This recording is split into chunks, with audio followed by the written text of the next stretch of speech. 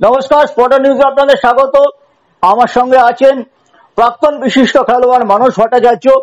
মানস দার সুচিন্তিত মতামত আপনারা দেখেছেন গোটা মরশুম ধরে, এবং তিনি অধিকাংশই মিলিয়ে দিয়েছেন। দু একটি ক্ষেত্র ছাড়া সবই কিন্তু মানস দা যা বলেছেন শেষ পর্যন্ত তাই হয়েছে। এবং মানস দা যখন বলেছিলেন মোহনবাগানকে খুব দ্রুত ব্যাক ফোরে ফিরতে হবে, মলিনাও ব্যাক ফোরে ফিরে সাফল্য পেয়েছিলেন। এবার আজকে যে আমরা মানসদার সাথে আলোচনা করব, মানসদা এই যে মোহনবাগান 30 তারিখে অক্ষয় তৃতীয়ার পূর্ণলগ্নে খেলতে নামবে এফসি গোয়ার সঙ্গে, নতুন কোচ মানালো, যেহেতু জাতীয় দলের সঙ্গে রয়েছেন, তারা নতুন কোচ নিয়েছেন, দলটাকে নতুন করে সাজিয়েছেন কোচ।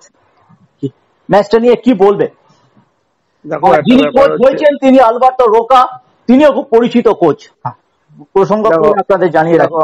আমি তোমাদের বলি, বাস্তব প্রথম ম্যাচে যেভাবে দলকে পরিচালনা করেছে খুব ভালো বলতে হবে।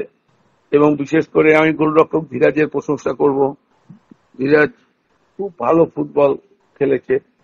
এছাড়া যারা তরুণ খেলোয়াড় যাদের কাছে সুযোগ এসেছে, তুমি জানো আইএসএল লিগ কাপ ফাইনালে দুটো পরিবর্তন, আশিক কুরিয়ান এবং সাহাল আব্দুল সামাদ নামার পরেই ম্যাচের রং বদলে গেছিল। ওরা দুজনে খুব উজ্জীবিত ফুটবল খেলেছিল। এরা খেলছে এই সুপার কাপে, এবং ওদের সংযুক্তি দলের অনেকটাই ভালো হয়েছে। আরএফডিএল এর খেলোয়াড়েরা এর সাথে যুক্ত হয়েছে। আমি সালাউদ্দিনের কথা বলবো। এই ছেলেটি কলকাতার লিগেও মোহনবাগানের হয়ে ভালো ফুটবল খেলেছে। দুটো উইংয়েই খেলতে পারে, বাঁ দিক ডান দিক দুদিকেই। কেরালার এই ছেলেটির মধ্যে গতি রয়েছে, ভালো করে ইনসাইড ঢুকতে পারে, খুব ভালো কাজ করে ভেতরে এসে গোলে শট মারতে পারে। এবং প্রথম দিনের ম্যাচে ওর পাশ থেকে একটা গোলও আমরা দেখেছি। সুতরাং এই সমস্ত খেলোয়াড়রা, সোহেল ভাট, তারপরে দিব্যেন্দু এবং নুনো, যে প্রথম ম্যাচটাই খেলেছে বিদেশি, এরা দুজন কিন্তু ভালোই খেলেছে। তো আমার মনে হয় ওদের কাছে একটা চ্যালেঞ্জ আছে। ওরা যাতে ভালো ফুটবলটা খেলতে পারে এবং দলের প্রয়োজনে ওরা যেন কাজ করতে পারে। ওদের কাছে তো একটা বড় সুযোগ। আজকে সন্দেশ জিঙ্গান, ওদের দল খুব ভালো দল, এবং এফসি গোয়া সেমিফাইনাল। হ্যাঁ, ওদের বিদেশিরা খুব ভালো মানের বিদেশি। এখন ওদের সাথে আমাদেরই ছেলেরা কিভাবে লড়াইটা করে সেটাই হচ্ছে দেখা।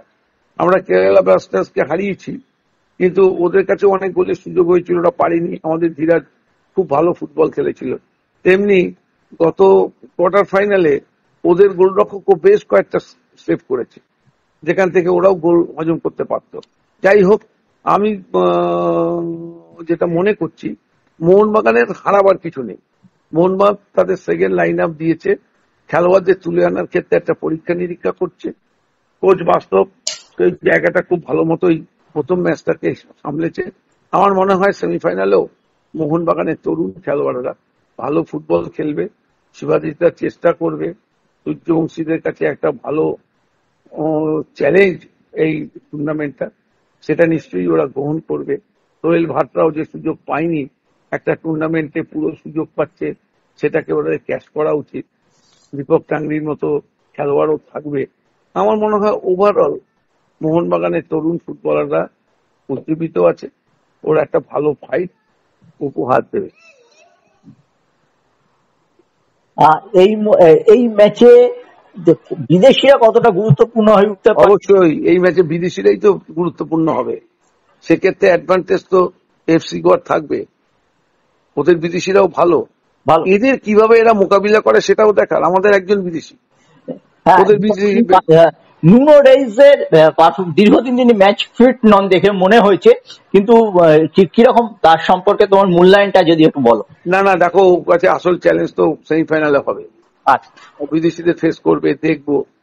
ওকে যতদিন বসে থাকুক, যাই তো ভালো প্লেয়ার বসে থাকবে, থাকবে, খেলতে সুযোগ পেলে কাজে লাগাবে, এটাই হচ্ছে বড় ব্যাপার।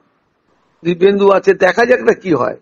আমরা তো পরীক্ষা নিরীক্ষা করছি এই টুর্নামেন্টটা, এবং ছোট ছোট খেলোয়াড়দের, তরুণ খেলোয়াড়দের কাছে সুযোগ করে দিয়েছি। আরএফডিএল চ্যাম্পিয়ন হয়েছে, সুপার কাপে যদি ওরা ভালো ফল করতে পারে, তাহলে তো ওরা ভালো জায়গায় পৌঁছে যাবে, নিজেদের ভবিষ্যৎ ওরা নিজেরাই গড়ে নিতে পারবে, যেটা ওদের আগামী দিনে কাজে লাগবে। এটা একটা চ্যালেঞ্জ মোহনবাগানের তরুণ খেলোয়াড়দের কাছে। ধন্যবাদ মানস দা আমাদের ধন্যবাদ। সঙ্গে থাকার জন্য।